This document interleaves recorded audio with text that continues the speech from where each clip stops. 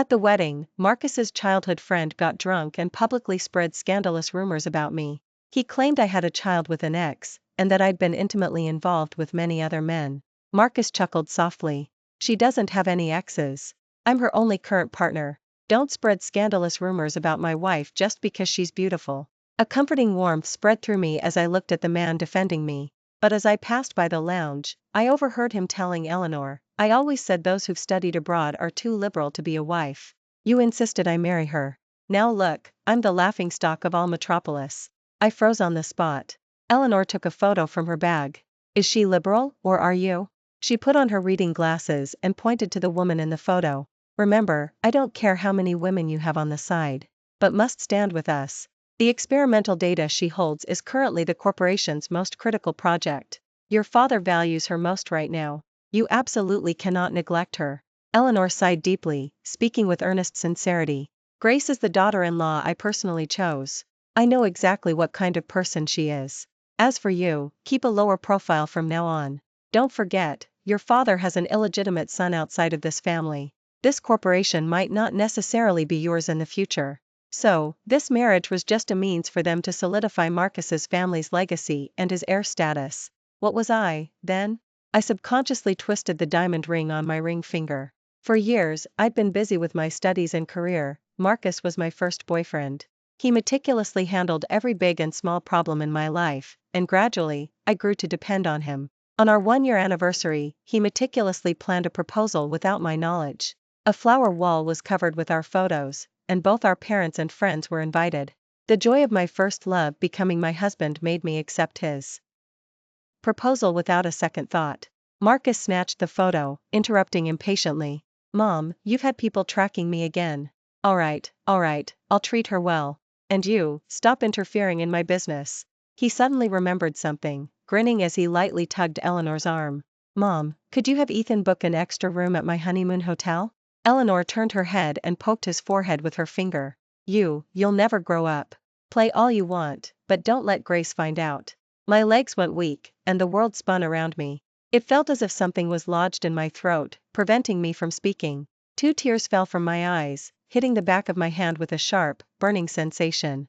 A moment later, I dialed my professor's number. Professor, I've thought clearly about what you mentioned last time. I'll go. On the flight to Florida, I was performing the final data analysis. After all, this was the first project I'd been assigned since returning to the country, and I couldn't abandon it halfway. Marcus would occasionally turn his head to look at me. Wife, are you racing against time doing data analysis? I nodded, ignoring him. He raised his hand, intending to pat my head as he usually did. I instinctively dodged his touch. Don't disturb me, I'm working. Marcus showed no displeasure. Instead, he smiled reassuringly. He suddenly stood up, his gaze flickering slightly. I'm going to the restroom. I averted my gaze, continuing to stare intently at the computer screen. Okay. After recalculating the analysis results once more, I closed my laptop with satisfaction. Finally, I could report back to the CEO. I stretched, then stood up and walked towards the restroom. Upon reaching the restroom door, I heard heavy breathing and the rustling of clothes from inside. You should go back. What if your wife finds out? She's buried in work, she won't have time to notice me. It was Marcus's voice. He actually brought that woman on the same flight as us. My hand on the doorknob instantly turned cold. It seems he trusts you quite a lot. Don't even mention her. I've never met such a dull woman. If my mom hadn't forced me to marry her, I'd rather become a monk than be her husband. I clenched my fists, my nails digging deep into my palms, yet I felt nothing. Then why don't you marry me? Some soft, flirtatious voice responded. You're already mine, what difference does marrying make? Smooth talker. Immediately after, intermittent moans came from inside. My stomach churned violently. I remembered the first time I met Marcus. It was a rainy day. I had just returned to the country and found Metropolis both familiar and strange.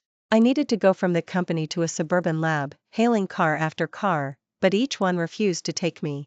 Until I flagged down Marcus's car. He not only drove me to the lab but also waited until I finished work and took me home. After that, whenever it rained, I would always see his car. I thought he was sincere enough, that he loved me enough. It turned out, all of it was just a performance he orchestrated himself. The sky in Florida was a flawless blue. Marcus eagerly called up 3 or 5 friends and set out to sea on his yacht. I stood on the deck, feeling the cool sea breeze, hoping to slightly alleviate the discomfort of seasickness. Marcus was surrounded by men and women chatting and laughing. "Congratulations on your marriage, Mr. Marcus. This yacht is really impressive. Grace, you look beautiful today. I heard Grace loves going out to sea, and Mr. Marcus, without a word, generously bought this yacht. He truly cherishes his wife above all others."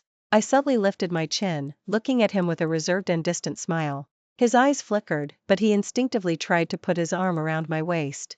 I subtly shifted my body, and his outstretched hand awkwardly froze in midair. His already strained smile vanished instantly. "I'll go get some fruit for you, eh?"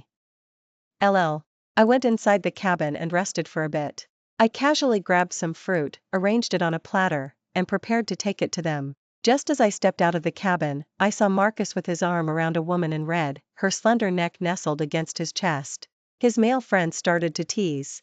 I knew Mr. Marcus was eager to go out to sea. "Turns out it's for our famous model, Summer." I thought it was for Grace.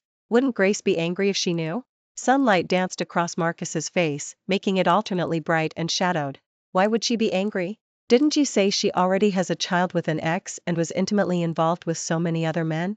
What right does she have to be angry with me? This male friend was none other than Kevin, Marcus's childhood friend, the man who spread scandalous rumors about me at the wedding that day. No wonder he seemed so familiar. But I barely knew him, and we had no personal conflict of interest, so why would he do this to me? Marcus actually believed everything he said implicitly. "Mr. Marcus, didn't you say she had no exes, only you as a current partner?" Marcus waved his hand dismissively. "Those were just polite words, you actually believed them?" His friend looked amused. "I think Grace looks pale, she seems seasick." Marcus was completely indifferent. "She's a grown woman, how could she get seasick?" I let out a cold scoff. He smiled faintly, then lowered his head and exchanged glances with the woman in his arms, both of them chuckling. "Besides, if it weren't for her, Summer and I would have been openly together ages ago. And wouldn't have had to endure such a great injustice. Now just wanted to go out to sea, so even if she's seasick, she has to come along. She owes Summer this."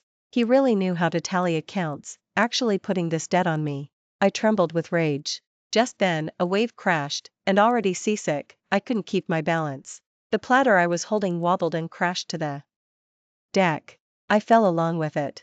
Marcus rushed over, anxiously scooped me up, and roared at the cockpit, "Turn around, head back to the hotel." Summer, standing by, pouted. What a buzzkill. When I woke up in the hotel, it was already evening. Marcus was sitting on the sofa, staring at his phone screen, a smile he couldn't suppress playing on his lips. I vaguely heard a voice message Summer had sent him. A subtle pain pierced my heart. He stood up and walked towards me. "You're awake. You didn't get hurt in the fall, did you?" I replied coldly. "I'm fine." He picked up a bowl of fruit compote from the table and sat beside me. "I told them you were fine, but Mom, she heard you fell from somewhere and got terribly worried. I just bought this downstairs. Have some to tide you over." Just then, my throat was parched, so I sat up and took 2 sips. He kept glancing at the time on his phone screen. My shoulders trembled slightly. "If you have something urgent, you should go." A flicker of guilt passed through his eyes. "Then get some good rest. Call me if you need anything." He walked towards the door, eager to leave. A moment later, I heard someone open the door and come in. I thought he couldn't bear to leave me and had returned. But when I looked up, I saw his childhood friend, Kevin. My surprise was quickly joined by a touch of indignation. "Kevin, what are you doing here? How did you get in?" Kevin crossed his legs, sinking back into the sofa. "Marcus gave me the key." He glanced at the fruit compote on the table and smirked slyly. "Is the fruit compote good?" I instantly felt a sense of dread. No wonder I felt an unbearable heat after just 2 sips, he must have drugged me. Luckily, I'm allergic to mangoes, so when I saw them in there, I didn't drink anymore. I picked up my phone and dialed Marcus's number, but no one answered. On the last attempt, he finally picked up, and the unease in my heart slightly subsided. But from the other end came a chorus of gasps and moans. I hung up, utterly despairing. Just as I was about to dial 911, Kevin snatched my phone away. I curled up, sitting upright. "Kevin, what do you want?" He threw the phone to the floor. "What do I want? Do you really not remember me? In high school, I wrote you hundreds of love letters. But you were so aloof, you didn't even glance at them, just threw them all in the trash." Tears welled in my eyes as I said sharply, "So that's why you spread scandalous rumors about me at my wedding." He advanced towards me, step by step. Yes, and no. Do you think I'm the only one you've offended? It dawned on me. Summer. My body felt increasingly hot. And was already on top of me. Crying out, I used what little rationality I had left to forcefully drive my knee into his groin. While he cried out in pain, I scrambled out from under him. I ran to the lobby, asked the front desk to call 911, and then used a knife to slash my own palm. Only then did my consciousness slowly return. But intercepted the front desk's call to 911. Grace, Kevin was just joking with you. My pupils sharply contracted, and I gave a bitter laugh. Joking? Who was joking with whom? He smacked his lips, opening his mouth repeatedly but unable to utter a single word. I pressed him, step by step. Tears streamed from my eyes with every step I took. Marcus, what exactly do you take me for? Cornered, he looked at me with disgust. What are you doing, going crazy? Look at yourself, disheveled, snot and tears streaming down your face. What a sight. If you want to make a spectacle of yourself, go ahead. I'm not going to be embarrassed by you. With that, he decisively turned away, leaving me alone, crumpled on the floor. The resignation process was finally complete. The volunteer teaching elementary school was also finally arranged. I packed a few personal items and boarded an early flight to the Southwest. Thankfully, when we married, Marcus's family's legacy, fearing I might covet their assets, didn't have us legally register the marriage. So, separating now was less complicated. I took off the diamond ring and placed it somewhere he would immediately see it. All the expensive gifts he had given me were sold by my Metropolis confidant, Chloe. All proceeds were donated to the elementary school where I was going to volunteer teach. Marcus, goodbye. No, never again. Marcus reluctantly emerged from Summer's room. Good thing he had his mom book an extra room back then. Only then could he enjoy the pleasure of having two women. Thinking of this, a triumphant smile played on his lips. But how was he going to face Grace? He'd asked Kevin to go to her room to look after her last night, so why had there been such a commotion? Kevin said he hadn't done anything and didn't know why she'd gone crazy. Perhaps that fall on the yacht had caused some problems. As he fretted, his mom called. What happened between you and Grace? Why did she suddenly resign? Marcus, facing the sudden interrogation, was utterly bewildered. Resign? No way. Grace and I are doing great.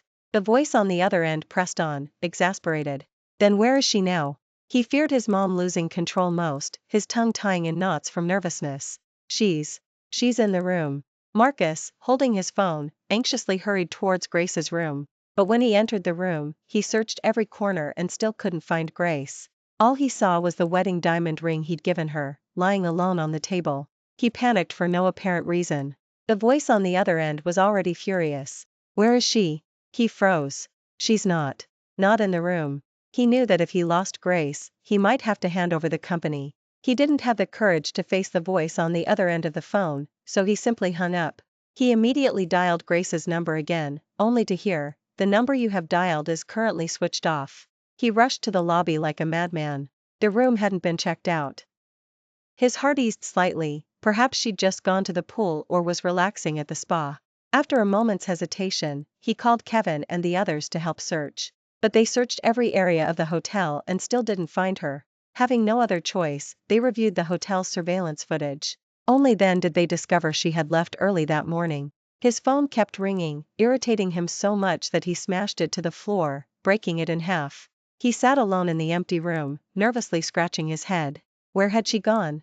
Just then, the room phone rang. He thought the front desk had news. He answered and heard Summer's voice. Perhaps only Summer could make him temporarily forget his troubles. He quickly walked to Summer's room.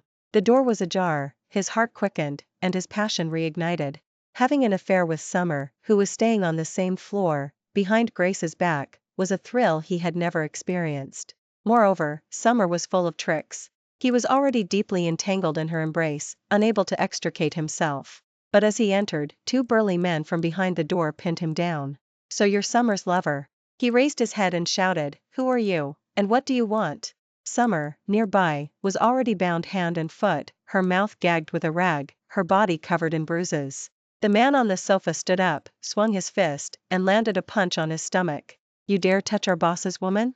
The man threw a few photos from his hand. They all showed his ecstatic expressions while making love with Summer. And one photo, surprisingly, was of Kevin on top of Grace, with Grace's eyes filled with terror. His face was filled with disbelief. How could this be? Another punch landed on his face. Our boss said he's not as generous as you, allowing others to touch his woman. Marcus stared at the photos on the floor, his eyes red, shaking his head frantically. It wasn't me, I didn't tell him to. The man cracked his knuckles. Apologies, Mr. Marcus. A flurry of punches rained down on Marcus's vital spots. By the time Kevin and his friends arrived, the thugs had already abducted Summer and vanished without a trace. When woke up in the hospital, he couldn't even open his mouth, unable to give a statement. When his mom arrived, she was in tears. My son, I told you that vixen-faced woman was no good, but you wouldn't listen. You didn't cherish excellent, beautiful Grace, and now you've lost both your woman and your wealth. Marcus kept his eyes tightly shut, but tears continually streamed from their corners. The bus traveled for nearly 6 hours on the bumpy, winding mountain road, finally stopping in a remote town in the Blue Foothills. A male teacher came to the bus station to pick me up. He wore a white shirt, jeans, and a trench coat, exuding an artistic aura. His name was Sage, the only teacher at Maplewood who could drive a pickup truck. The population here is small, the people are honest, it's a rare secluded haven. By the way, Ms. Grace, what made you decide to come here for volunteer teaching? He talked a lot, but I was already exhausted and drowsy. I was drawn to Maplewood's scenery when I traveled here half a year ago, but what truly made me want to stay was its secluded tranquility. I pushed open the window, and the scent of fresh grass wafted in. Verdant mountain ranges rose and fell in undulating waves. The cool mountain breeze instantly woke me up. The pickup truck stopped in front of a few simple log cabins. The students just left school. I'll take you to see your living quarters first. A wooden plank bed was covered with a thin quilt. There was also a desk, piled with textbooks, lesson plans, and an equally old kerosene lamp. The conditions here are quite basic, Ms. Grace. Let me know if you need anything else. I smiled slightly. It's perfectly fine. He helped me place my luggage on the desk. Principal has prepared dinner in the kitchen to welcome you. The dinner table, Principal introduced me to the general situation of the school. The school had a total of 5 teachers and 13 students. One of the students, Lily, was facing dropping out. Principal asked Sage to take me to visit her home and persuade her to stay in school. The next day, I woke to the sound of children reading aloud. Sage was already waiting at the school entrance with his bag. His gaze swept over my white sweater, lingering for a brief moment. The bumpy ride on the back of his bicycle made me instinctively wrap my arms lightly around his waist. As we passed Serenity, it suddenly started to rain heavily. Let's take shelter at a herder's home first. I took the tissues he offered from his bag and wiped myself. It was clear and sunny when we left. How could it suddenly start pouring rain? Sage grinned. That's Highlands weather for you, unpredictable. A gust of cold wind blew, making me shiver. As if by magic, he pulled out a light down jacket from his bag and draped it over me. I was amazed by his thoughtfulness. Mr. Sage, you're truly resourceful. By the way, Serenity doesn't have an ocean. Why is it called Serenity? Sage shook the rain from his clothes. In the local dialect, Serenity means the lake behind the forest. From to November is its rainy season, when it collects water to form a shimmering highland lake. From to April of the following year, the waters recede, and the grasslands transform into a different scene with herds of cattle and sheep. As he spoke, it was as if this place was his proud hometown. The light in his eyes deeply moved me. Pushing the bicycle, we walked along a winding sheep trail, finally arriving at Lily's home. Lily had been out of school for nearly a week. The previous 2 times, Sage had come with a male teacher. Lily's dad always brushed them off with silence and a blunt declaration: girls don't need to study, they're better off tending sheep at home. This time, Principal hoped to use my real life story as an educated woman to convince him. Sage introduced my personal background. When's dad heard about my experience studying abroad in the States, a hint of surprise flickered in his eyes. And when he heard I had once worked for a Fortune 500 company, specks of admiration appeared in his gaze. Lily's dad looked me up and down. Leaving such a good job to come volunteer teach in our mountain village? Aren't you crazy? I smiled. Volunteer teaching is something I've always wanted to do. After I returned to work, I met my former professor, who is also volunteer teaching in the Southwest now. She told me there's a great need for teachers here, and children need knowledge to leave the mountains. She hoped I could join her to ignite the spark of hope for these children. Lily's dad remained silent. Sage gave me an encouraging look. Lily's dad, I'm also a girl, and my professor is also a girl. As long as we girls study hard, we can forge different lives, just like boys. Please give Lily a chance to change her destiny, and give this family a chance to improve its circumstances. Sage took out Lily's homework book, his brow furrowed with a mountain-like resolve. Lily's dad, look, this is Lily's homework book. She gets excellent grades in every subject. Lily's dad took the homework book and flipped through it repeatedly. Then he gently put the homework book down, his hands trembling as he lit a cigarette and took a deep drag. As he looked up, his eyes met my sincere gaze and Sage's. All right, she can go to school tomorrow. I was so excited I almost jumped for joy. Really? Lily's dad wiped the corner of his eye and nodded.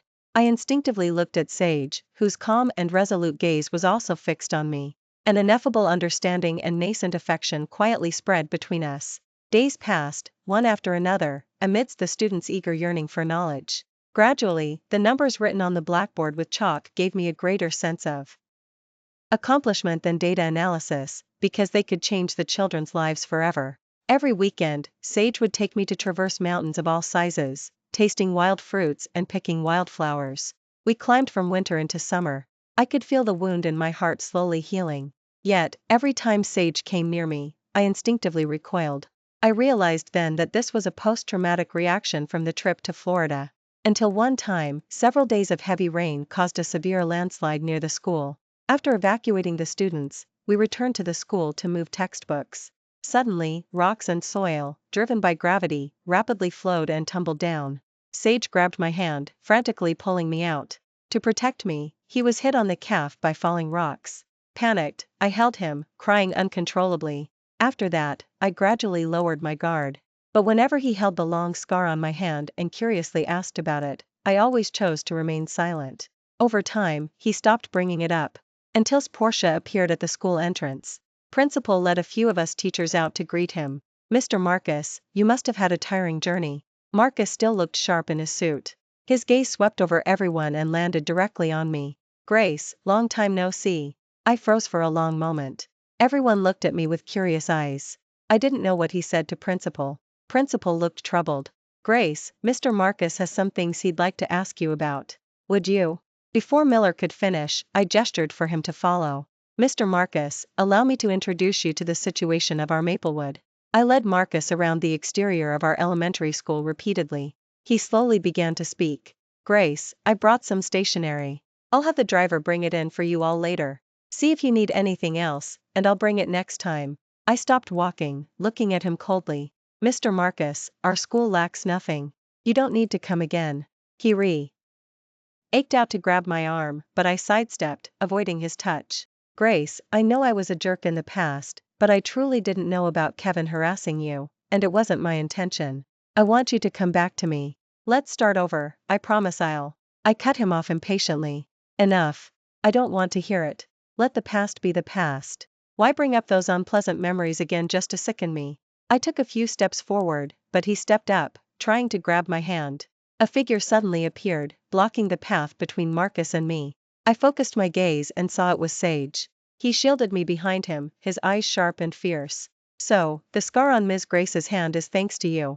She's already said she doesn't want to see you. If you know what's good for you, get lost. With that, he turned and pulled me towards the school. Marcus stood stunned, frozen in place. Back in my living quarters, I told Sage everything about my past with Marcus.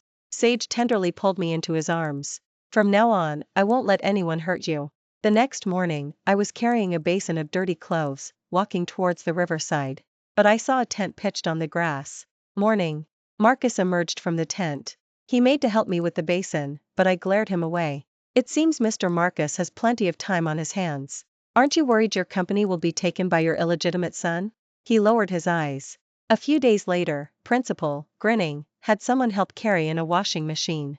Sponsored by Mr. Marcus. A few more days passed, and 3 burly men carried in a refrigerator. Thanks to Mr. Marcus, now the children can have ice cream. However, the school's power supply was already unstable, so both machines were decommissioned after only a few days. Marcus, what exactly are you trying to do? I stood angrily in front of his tent. He looked innocent. Grace, what's wrong? Is the refrigerator not working well? I'll have someone replace it. I scoffed softly. Marcus, St. Op wasting my time. What do you really want? Marcus looked at me with an almost pleading gaze. Grace, I've suffered the punishment I deserve. I truly know I was wrong. Just give me one more chance. Let's start over, please? I looked at him coldly and laughed out loud. Start over? With you? Marcus, don't delude yourself. I would never be with someone like you again. Please leave immediately and stop disrupting my life. His eyes were bloodshot. I beg you, please give me one more chance to truly love you. Before, I didn't appreciate you and lost you. From now on, I promise to value you more than my own life. I cast a sidelong glance. Someone like you? Forget it. He suddenly knelt before me, tugging at my sleeve. He looked up at me, full of hope. Please believe me, just one more time, okay? Grace, I truly can't live without you. Even though I can't have children now, I've already thought it through. We can adopt a child, and we can still have a warm family of 3, just like any other normal family. I looked at him in disbelief. How can you even say that? I've seen shameless people, but never anyone as utterly shameless as you. In the beginning, you pursued me with impure intentions, then betrayed me, and even allowed your friend to falsely accuse and harm me. Have you forgotten all of that? If you have any dignity left, then please stay far away from my life. Marcus shook his head vigorously, shuffling on his knees to cling to my leg. No, Grace, I truly had no idea about Kevin's despicable actions. I've already had someone get revenge for you, he's just like me now. Just calm down and accept me again. This is my only way out. His words left me utterly confused. Suddenly, a figure appeared. Marcus was kicked to the ground. I told you to stop bothering her, and yet you're still here. If you have this much free time to beg for forgiveness, you should hurry back to Marcus's company and see to it. The business empire is about to change hands, and you, the privileged son, are here pretending to be remorseful and seeking pity. With that, he took my hand and walked away without looking back. It turned out that Marcus's company had been targeted by a major acquisition corporation and was busy with negotiations these past few days. What I never expected was that Sage was the angel investor for the project I was in charge of when I joined Marcus's corporation. He was involved in the acquisition negotiations. Marcus's mom also called in, urging him to hurry back. After all, that huge sum of acquisition money couldn't fall into the hands of the illegitimate son. The tent was taken down, but he still hadn't left. In 100-degree heat, he just stood there at the school entrance, completely exposed. Principal, fearing he'd get heat stroke, urged him repeatedly, but he still refused to leave. Sage tried to rush out to confront him, but I stopped him. I walked up to him with a bottle of water, handing it to him. Please leave. He looked up, his gaze resolute. You're coming with me. I turned my head away, a sarcastic smile playing on my lips. You're dreaming. I'm never going with you. Give up that idea. He forcefully grabbed my shoulders. Why? Is it because of him? Is it because his net worth is higher than mine now? Seeing my silence, he tightened his grip on my hand, the bloodshot redness in his eyes appearing terrifying. Do you think he's any better? He just hasn't gotten you yet. Once he does, he might be even worse than I am. All men are the same. The water bottle was knocked from his hand and fell to the ground. He dragged me towards his Porsche. Come on, let's go back and split the money together. If his father knows you've forgiven me, maybe I'll get a bigger share. Then you can go wherever you want. His grip on my hand was excruciatingly painful. Tears streamed down my face from the pain. I couldn't believe this was his plan. I must have been blind. How did I not realize you were a beast back then? I stepped forward and bit his hand. He held in pain, blood streaming from the wound. Only then did he let go of me. I wiped the tears from my eyes, gazing at him with fierce contempt. Do you believe I'll call the CEO and tell him about all your outrageous behavior, so you won't get a single penny? Get out. I used all my strength to shout my final words. Never, ever let me see you again. Just looking at you makes me sick. With that, I turned and walked away. The Cayenne disappeared into the twilight mountains. The school returned to its usual tranquility. The sound of children reading aloud echoed through the mountains. Sage and I stayed at Maplewood for 2 whole years. During that time, Sage and I took the children out of the mountains and to Metropolis, to let them see the hustle and bustle beyond the mountains, to witness the city's prosperity. The children were captivated by the city's vibrant sights. Lily held the group photo taken in front of the National, carefully wiping it again and again as if it were a treasure. She looked up and asked us, Mr. Sage, Ms. Grace, can we come again sometime? Sage and I exchanged a smile. As long as you study hard and get into college, you'll be able to control your life's choices in the future. Yes, once you grow up and become capable, you'll have the power to choose. Just like me. At one point in my life, I met the wrong person. but I had the ability to leave him at any time. And because of that ability, I didn't have to depend on anyone. I remained independent and self-reliant, ready to embrace a new life.